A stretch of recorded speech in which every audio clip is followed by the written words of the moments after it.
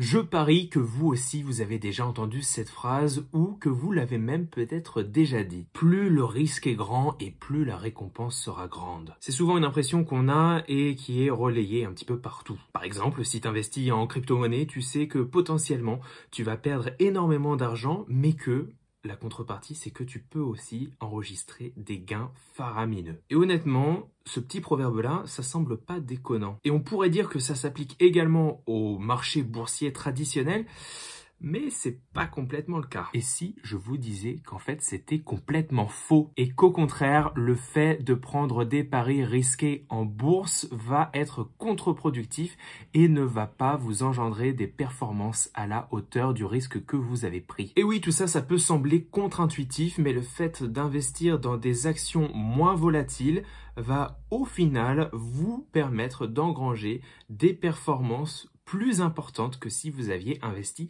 dans des actions un petit peu risquées quand même. Alors tu l'auras peut-être deviné, aujourd'hui on va parler de volatilité et je vais te présenter 3 ETF qui vont venir tenter de répliquer 3 indices différents qui ont toutes la même spécificité, le fait d'essayer de réduire au minimum la volatilité de sorte que ton portefeuille ne fasse pas les yo-yo complètement cinglés, mais essaye d'être contenu dans une volatilité soutenable tout en te fournissant une performance intéressante. C'est la promesse. Alors, le principe de base en finance qui faisait le consensus depuis des dizaines d'années auprès de la communauté universitaire, c'était qu'un risque plus élevé devrait être récompensé par un rendement plus élevé. Et c'est d'ailleurs ce que montra le modèle d'évaluation des actifs financiers, le CAPM en anglais, de Traynor en 1962. Sauf qu'en 1972, rien ne va plus.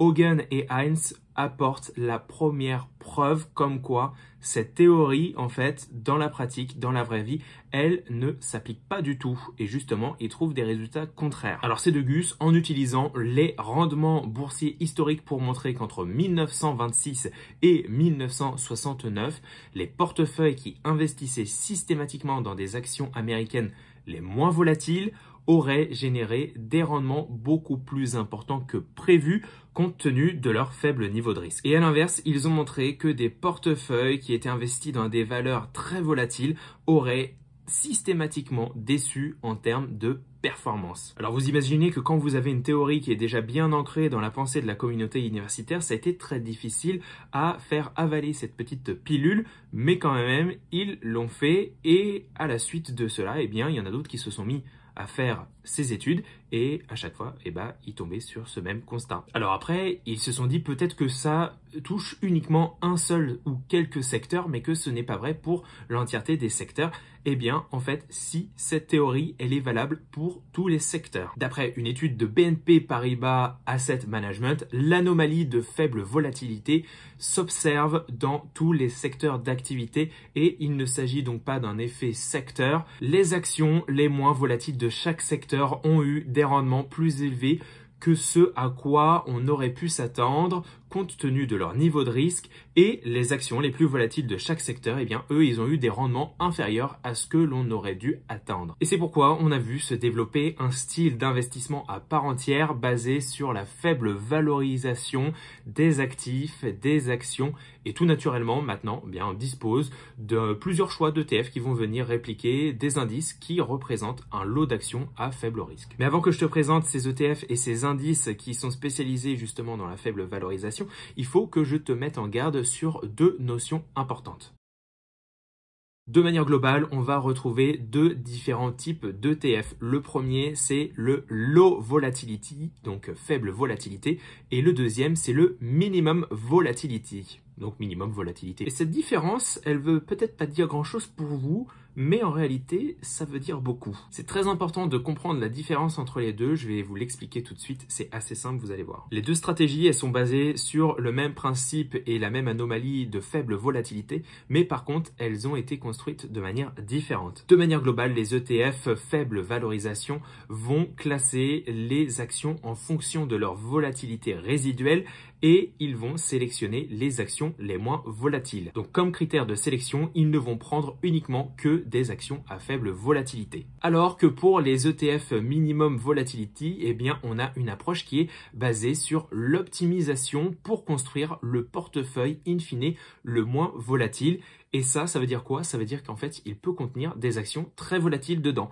C'est comme si des actions très volatiles et des actions peu volatiles, eh bien, elles vont se mélanger les unes aux autres et en fait, la pâte va être lisse, homogène et faire un magnifique soufflé. Et bien là, c'est un peu le même cas, sauf que là, c'est dans le cadre des actions. De leur côté, les ETF low valorisation, eh bien, eux, ils vont avoir très peu de contraintes imposées en termes de secteur, de poids maximal d'un secteur ou d'une entreprise dans le fonds, même si, de manière globale, une action individuelle ne va pas venir dépasser de plus de 3% du poids total de l'indice. Et à contrario, eux, de leur côté, les ETF minimum valorisation, eh bien, ils ont des contraintes en termes de poids d'une action et de secteur dans l'indice, ainsi que en termes de renouvellement des actions. Alors maintenant qu'on a vu ces deux types différentes de stratégies, je te propose de te présenter 3 indices et 3 ETF justement à coller à ces indices.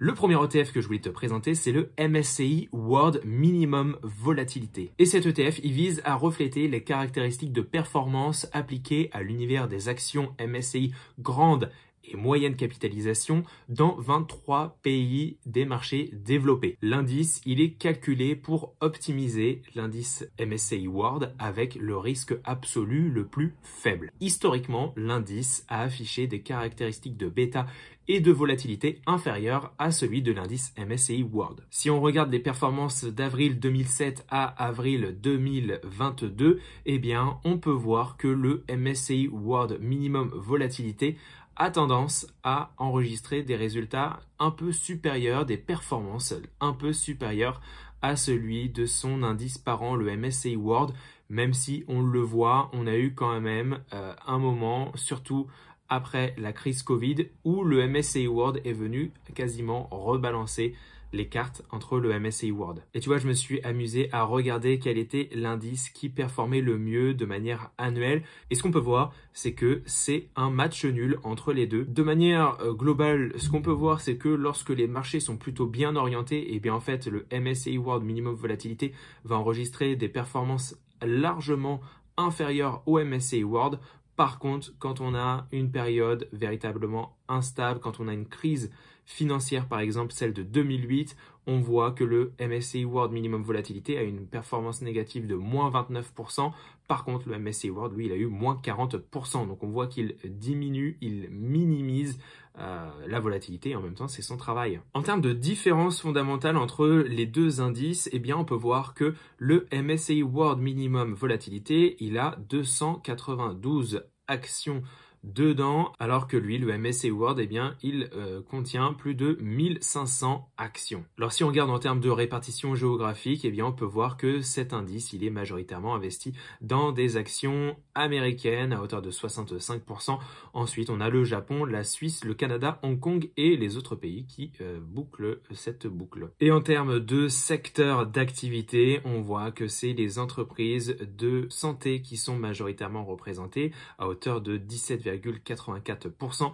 Ensuite, le secteur des technologies, de l'information technologique à hauteur de 16,7%. Les services de communication, tout ce qui est consommation de base. Et ensuite, tu as les autres secteurs qui viennent représenter un petit peu moins de 8% de cet indice. Si on regarde maintenant le top 10 des entreprises qui ont le plus gros poids dans cet indice, eh bien, on retrouve les entreprises suivantes: Vertex Pharmaceutique, Waste Management, très bien cette boîte, Roche, Nestlé, Novo Nordisk, Verizon, Newmont, Johnson & Johnson, PepsiCo et Regeneron Pharmaceutical. Maintenant qu'on a vu cet indice, je vais te présenter un ETF qui va venir répliquer cet indice si jamais il t'intéresse. C'est le iShares Edge MSCI World Minimum Volatility. Alors cet ETF, tu peux le retrouver sous son symbole IQQ0.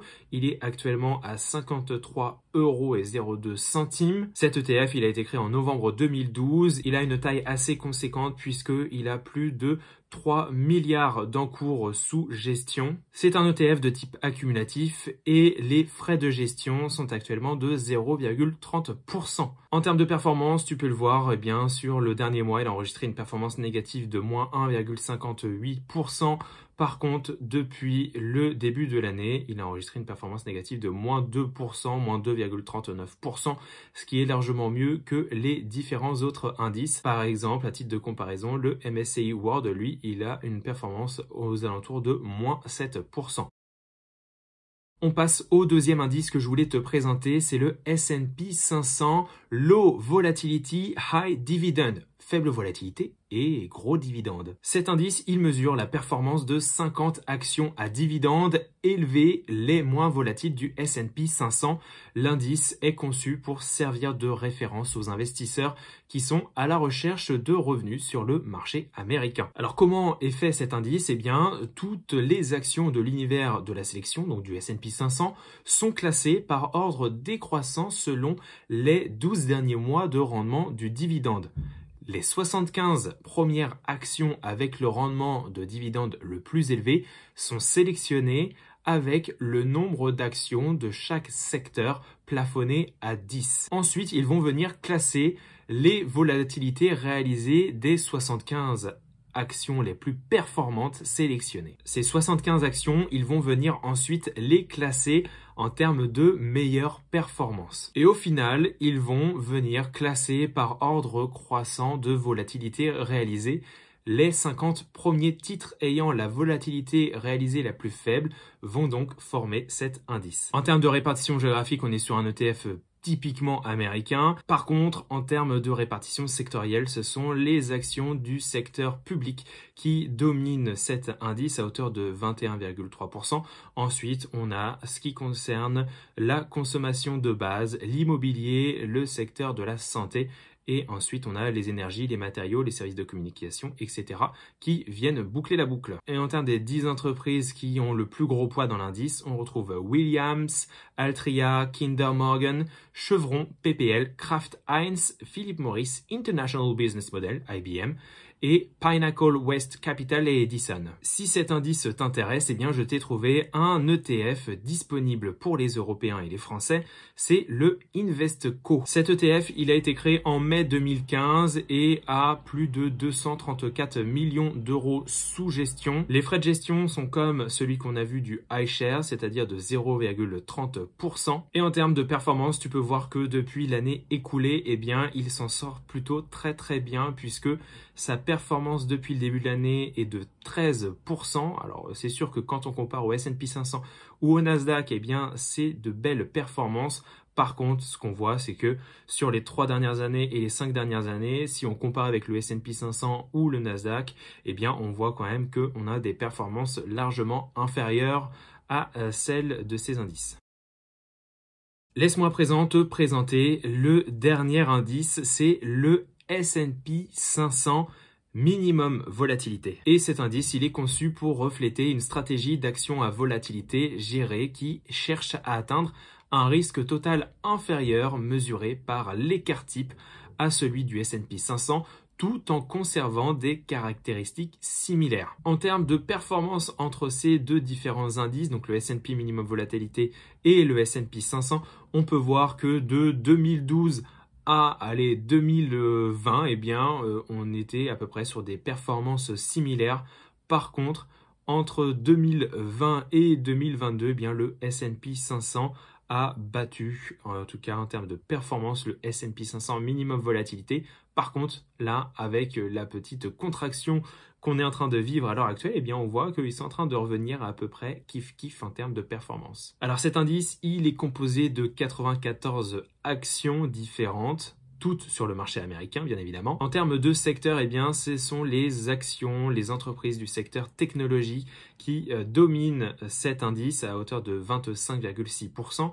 Ensuite, on a les secteurs de la santé, de la consommation de base et des finances qui représentent plus de 11%. Et les 10 plus grosses entreprises dans cet indice, ce sont Procter & Gamble, Johnson & Johnson, United Health, Corteva, Mondelez, Fidelity National Information, Vertex Pharmaceutical, Marsh & McLennan Companies, Chubb Limited et enfin Apple. Si tu es intéressé par cet indice, eh bien, sache qu'il y en a plusieurs qui existent. Moi, je t'ai sélectionné le iShares. Et ce iShares Edge S&P 500 Minimum Volatilité, c'est un ETF qui coûte actuellement 8,14 €. Il a été créé en novembre 2016. La taille de ce fonds est de 156 millions d'euros sous gestion. C'est un ETF de type accumulatif à réplication physique. En termes de frais de gestion, là, on est sur 0,05% de moins que ceux que je t'ai présenté à 0,25%. Par contre, tu remarqueras qu'on a une volatilité sur un an qui est un petit peu supérieure quand même aux deux que je t'ai présenté précédemment. Cet ETF, depuis le début de l'année, il a une performance négative de moins 8%.